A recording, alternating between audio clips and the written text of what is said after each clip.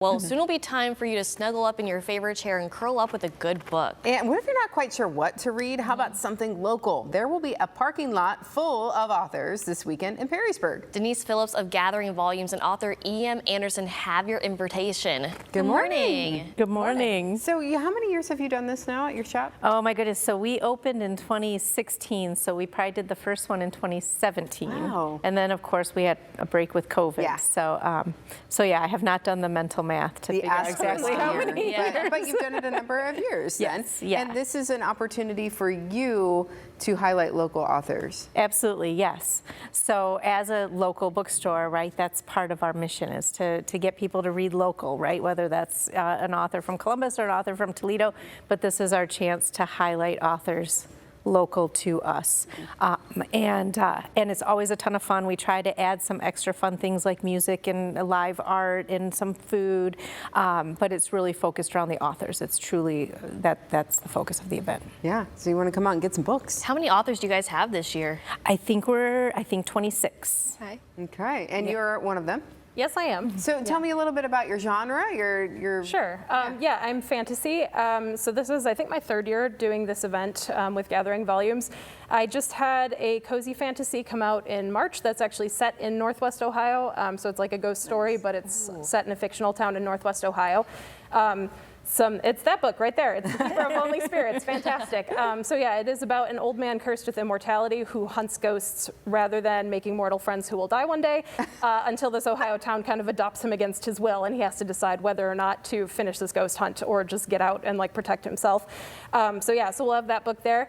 And then I actually have another book coming out next July that is a cozy horror, which I sort of stumbled into by accident. It was supposed to be another cozy fantasy, and things kept happening in it, and I kept leaving notes for my editor like, can this happen in a book and it's still cozy, asking for a friend? And she was like, yes, but I think this is cozy horror now. So that'll be out next July, and that's called The Lord of the Wood. cozy horror. Cozy fantasy. Cozy fantasy and cozy horror, yeah. If you're confused by the whole concept of cozy horror, I highly recommend Someone You Can Build a Nest In by John Wiswell. I think it's like won awards. It's a fantastic book, and it's about like a shape-shifting monster is the main character.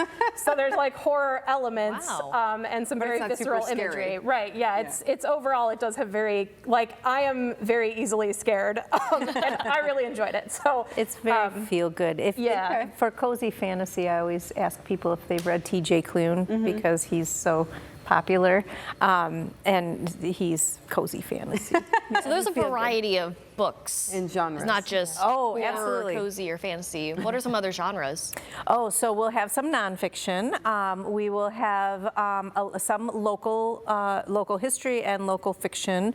We will have, I mean, just about every romance. That's humor, big right now too. Yeah, and the fantasy. Oh, absolutely. So I think we've got we've got children's book authors. Nice. I think we've got pretty much every genre that you can think of covered. Maybe not some of the micro genres, but most of the genres will be covered. So you'll find something you like. What is that like for you as an author to have an opportunity to talk with customers? Sure.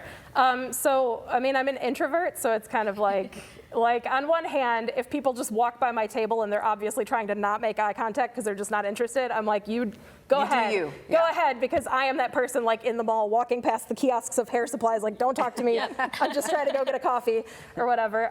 But I do love, I mean, when people stop and talk, especially people, I mean, sometimes there's people who visit me from year to year and are like, oh yeah, I read your first book and I read your short stories and I read this and I read that.